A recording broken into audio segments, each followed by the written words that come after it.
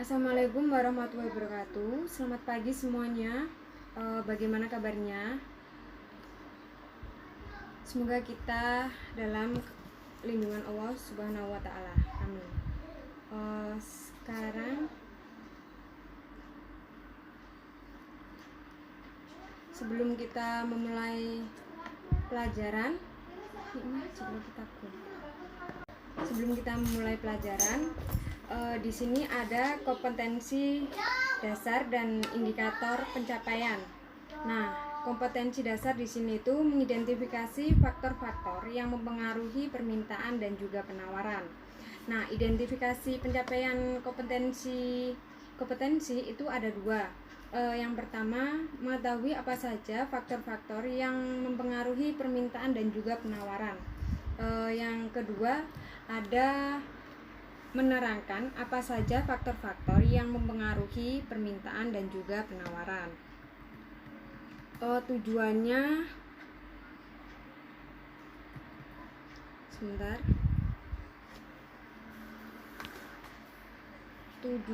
ada dua.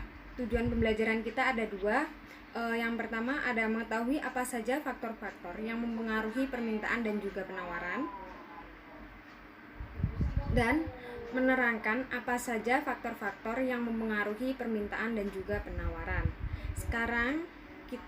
Sekarang saya akan share PPT-nya.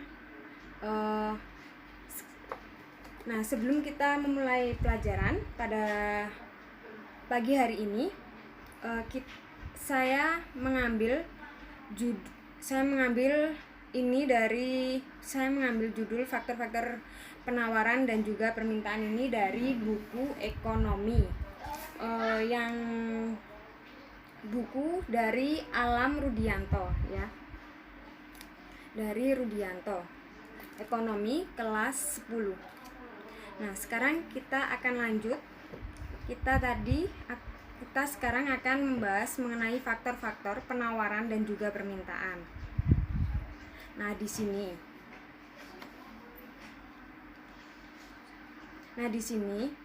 di dalam kehidupan sehari-hari, jumlah barang yang diinginkan dan dibutuhkan oleh konsumen. Nah, yang dimaksud diinginkan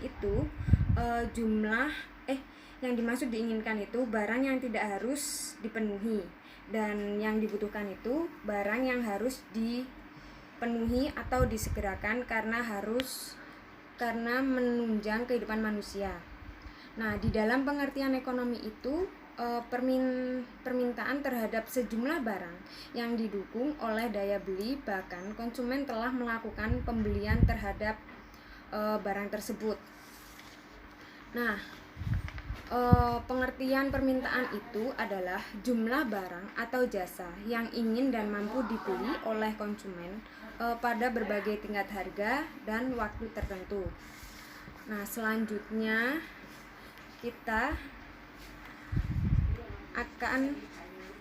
ada faktor-faktor yang mempengaruhi permintaan.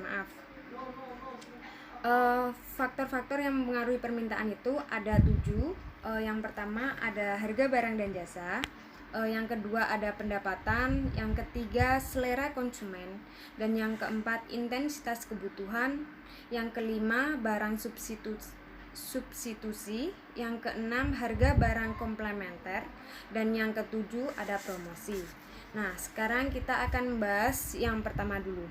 Yang pertama ada harga barang dan jasa. Harga barang dan jasa itu permintaan suatu barang sangat dipengaruhi oleh barang itu sendiri. Nah, naik turunnya harga barang itu akan mempengaruhi permintaan masyarakat terhadap barang tersebut. Nah, sekarang yang kedua ada pendapatan.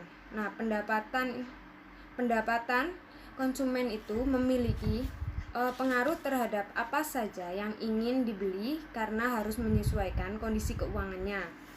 Nah, misalkan ketika pendapatan keluarga si A itu meningkat, kemungkinan keluarga si A itu akan mengurangi makanan tempe dan lebih banyak makan makanan daging. Seperti itu. Nah, sekarang ada yang nomor 3 ada selera konsumen. Nah, selera konsumen itu biasanya sangat berhubungan dengan tren yang sedang berkembang. Nah, umumnya ada beberapa merek ataupun produk yang sedang booming sehingga selera terhadap barang tersebut akan naik. Misal di sini ada bakso aci. Bakso aci siap saji. Nah, dulu anak muda itu sering memakan bakso aci ketimbang bakso yang ada di warung-warung karena lebih praktis katanya. Nah, sekarang lanjut yang keempat. Yang keempat ada intensitas kebutuhan. Intensitas kebutuhan itu mendesak atau tidaknya kebutuhan suatu barang. Nah, misalkan di sini ada ketupatan. Nah, di desa saya itu biasanya ada tradisi ketupatan. Nah, di dalam tradisi ketupatan itu masyarakat akan membutuhkan seperti janur, ketan, beras, dan lain-lain. Nah, otomatis barang tersebut juga akan mengalami kenaikan. Nah, contoh lagi di situ ada pohon Natal. Pohon Natal. Nah, orang-orang itu pasti akan membeli perlengkapan pohon Natal sama atribut-atribut pohon Natal. Nah, otomatis barang tersebut juga akan mengalami kenaikan. Nah, sekarang yang kelima. Yang kelima ada harga barang substitusi. Nah, harga barang substitusi itu harga barang yang berpengaruh terhadap permintaan. Yang dimaksud barang pengganti dari barang utama. Nah, harga barang substitusi itu adalah harga barang pengganti. Nah, misalkan harga nasi putih itu harganya mahal. Nah, sedangkan harga nasi jagung itu harganya lebih murah. Otomatis orang-orang pasti akan lebih memilih barang penggantinya karena lebih murah. Nah, selanjutnya yang keenam ada harga barang komplementer. Harga barang komplementer itu barang yang ditunjang untuk barang lain. Nah, misalkan sepeda motor membutuhkan bensin, terus pulpen sama tinta kayak gitu. Nah, yang terakhir ada promosi. Nah, promosi itu sangat penting untuk menentukan minat konsumen yang berujung pada laris tidaknya produk yang dipromosikan tersebut.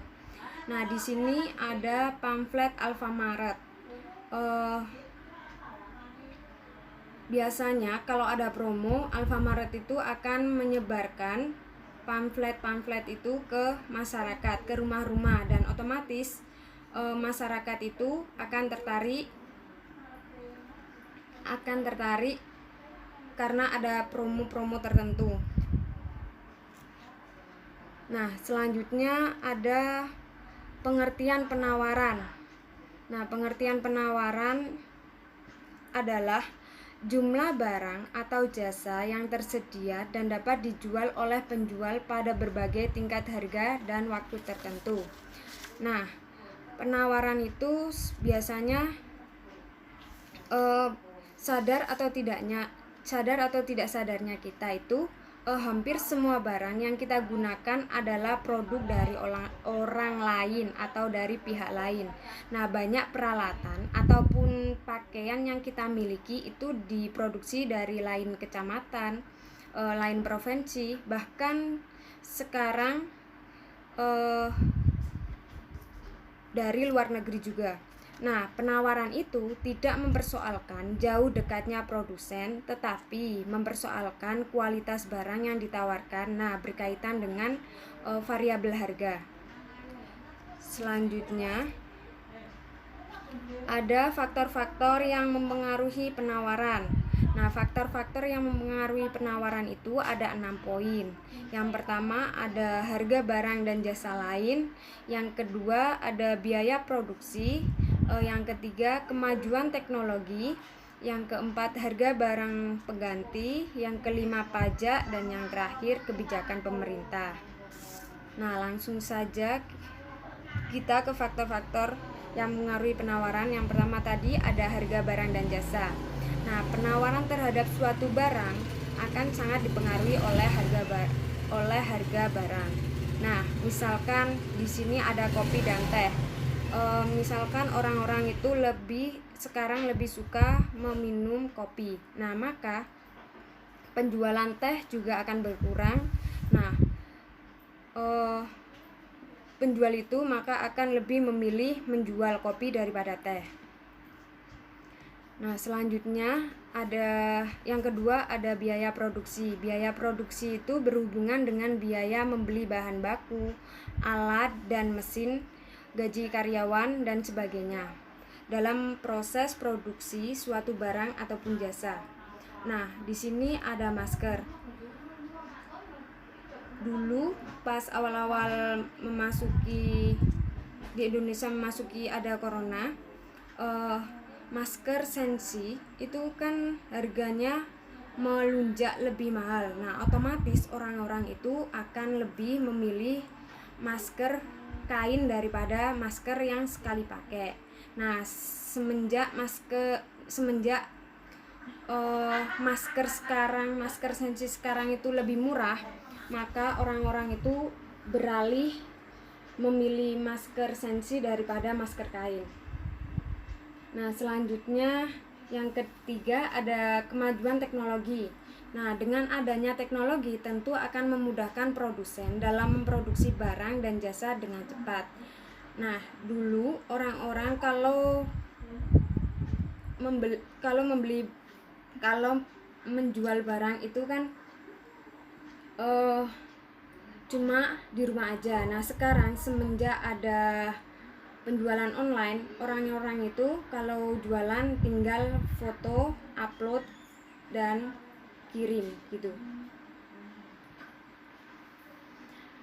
Yang keempat ada harga barang pengganti. Nah, barang substitusi atau barang pengganti sangat berpengaruh akan terjadi karena persaingan harga, di mana harga barang yang lebih murah tentu penawaran akan lebih tinggi. Nah, di sini ada nasi jagung sama nasi putih. Nah, misalkan nasi itu kan penggantinya nasi jagung. Nah, harga nasi itu sekarang lebih murah daripada penggantinya. Nah, yang dimaksud penggantinya itu nasi jagung. Nasi jagung itu lebih mahal daripada nasi. Otomatis orang-orang itu lebih memilih barang yang nasi putih itu daripada nasi jagung. Nah, yang kelima ada pajak. Nah, ketetapan dari pemerintah dan memiliki pengaruh terhadap permintaan dan penawaran suatu barang ataupun jasa. Nah, di sini ada contoh. Nah, sebentar ya, pajak itu wajib dilakukan dan harus dilakukan. Nah, contohnya seperti mobil. Nah, mobil itu kan harganya mahal plus pajaknya juga mahal. Otomatis orang-orang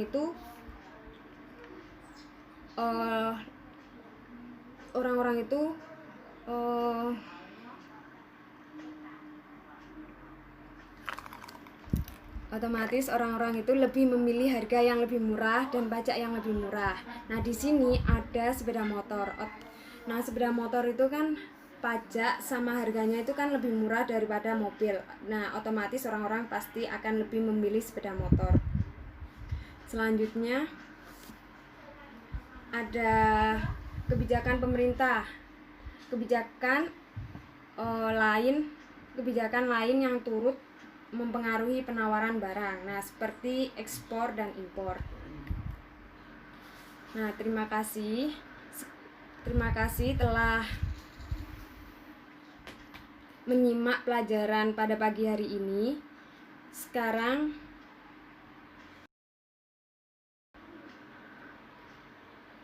ini ada latihan ABC-an 1 sampai 5 dan uraiannya nanti saya bagi kelompok.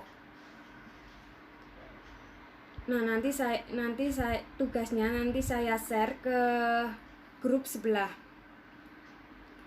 Dan saya akhiri, wassalamualaikum. Jika ada salah kata atau salah ucap, saya mohon maaf yang sebesar-besarnya. Wassalamualaikum warahmatullahi wabarakatuh.